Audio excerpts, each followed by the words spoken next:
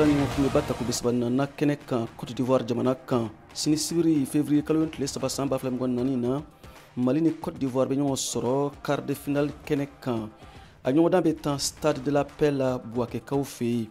ɲɔgɔndan bɛ daminɛ ni nɛgɛ tɛrɛ 7 dana gosira Mali heure la Mali ni Côte d'Ivoire ka ɲɔgɔndan kuma caya mɛ kosɛbɛ fo ka fɔ a to ten tile damadɔ in na kɛrɛnkɛrɛnɲɛna bɔlɔlɔ sanfɛ n'o ye réseaux sociaux ye maliden minnu sigilen bɛ Côte d'Ivoire ani Côte d'Ivoire kaw u caman ye laɲini kɛ walasa ɲɔgɔndan in ka tan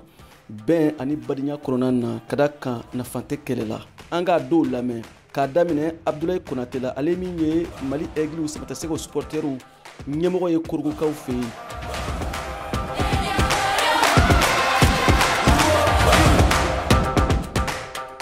tiɲɛ yɛrɛ réseaux sociaux ko nin min fɔ réseaux sociaux kan o ni réalité u tɛ se ka diya ko jɛgɛ jala ni baji tiɲɛ yɛrɛ la an bɛ bɛɛ ni kanama bɛɛ la ani préfet bɛna ɲɔgɔn ye a bɛɛ ye ko kelen nɔfɛ la pour que mɔgɔw k'a faamuya balontan tɛ kɛlɛ ye mankan tɛ jamana in bɛɛ ye kelen que ça soit Ivoirien ou bien Mali tiɲɛ yɛrɛ an bɛ ka bɛɛ sensibiliser ne ye Traoré Rokile ne bɛ fɛ ni ballon ka jouer cɛ kɛna kɛlɛ kɛ muso kɛna kɛlɛ kɛ parce que ala kitina le bɛ c'est un jeu Côte d'Ivoire au Mali o an bɛɛ kelen ne tɔgɔ Ibrahim Jomane an ka jamanaw bɛna ballon jouer min ye ni Mali ni Côte d'Ivoire ye mɔgɔ min bɛna gagner ala de k'o lɔ an bɛɛ badima kelen de ni Mali gagner an bɛɛ kelen de ni Côte d'Ivoire gagner an bɛɛ kelen de ne tɔgɔ ye Tinamba Kone min k'a sɔrɔ o k'a sɔrɔ parce que balontan nin ye tulonkɛ le kɛlɛ tɛ an ka karamɔgɔ Bande Abdoulaye lamɛn ale ye alimami ye Kumasi Ramblin n'o ye Abidjan quartier ba dɔ ye karamɔgɔ Bande Abdoulaye y'a yira a ka kutuba la ko mɔgɔw ka sabali ka da kan balontan nana ka badenya de sinsin a mana kɛlɛ kama. Bande Karamoko, je suis donc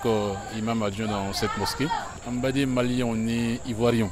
Balontan min bɛ nana sini mɔgɔw pɛrɛn bɛ ka ɲɔgɔn kɔnɔ. N'o de pɛrɛn bɛ ka ɲɔgɔn kɔnɔ o man ɲi. Balontan in tulo ne ye an y'an jija a ye to tulo na a kana bɔ tulo na ka kɛ fɛn wɛrɛ ye. Maliens ni Ivoiriens an bɛɛ ye badenw de ye an bɛɛ donnen bɛ ɲɔgɔn na. Farabew de nana frontières tracé k'an faran ka bɔ ɲɔgɔn na. O tɛ Ivoirien tɛ min ka mɔgɔ tɛ Mali la Malien fana tɛ min ka mɔgɔ fana tɛ Ivoirien. An bɛɛ ye fɛn kelen na an y'an jija o badenya min b'an cɛ o ye to an cɛ o ye sabati an cɛ ballon y'an ka badenya sabati ka sinti nka ballon kana kɛ sababu ye k'an faran ka bɔ ɲɔgɔn na.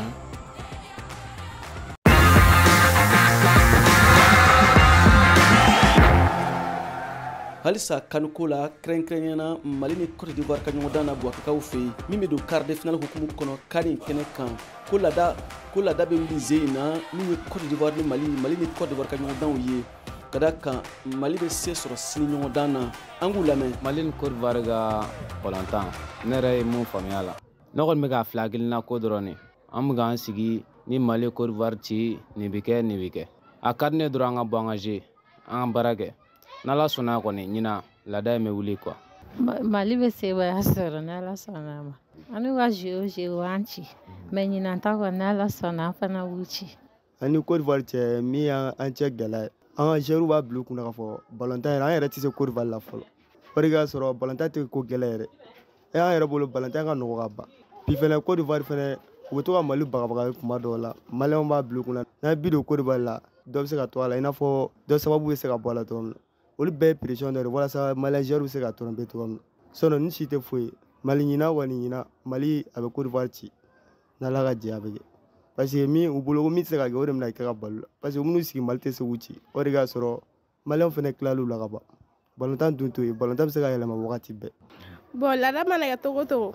an kɔni ka laɲini na wa an ɲɛ bɛ min na ɲinan anw de bɛna Côte d'Ivoire ci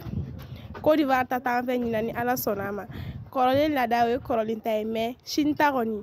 an ɲɛ bɛ Mali de la sanfɛ ni Ala sɔnna o de y'an ka laɲini anw de bɛna gagner. kɔrɔlen ani Côte d'Ivoire joueurs bon an b'an ci mais teri kan kɔni daminɛna période organisateur ma deli ka Mali ci ne kɔni ɲɛ bɛ min na kɔni Côte d'Ivoire de bɛ ci. kani quart de finale ɲɔgɔndan kɔni daminɛna bi an bɛ waati min ko sisan Nigeria ale ni Angola ka ɲɔgɔndan de bɛ sen na su in na nɛgɛ ɲɛ 20 waati République démocratique du Congo ale ni Guinée bɛ ɲɔgɔn sɔrɔ VOA Bamara tɔgɔ la Abidjan kani kɛnɛ kan Côte d'Ivoire jamana kan Siaka Traoré kala seli don an lamɛnnen don VOA baaraɲɔgɔn radioso Albayan kan Côte d'Ivoire jamana kan kani hukumu kɔnɔ a kan bɛ kunnafoniya kɛrɛnkɛrɛnnen wɛrɛ kɛnɛ kan.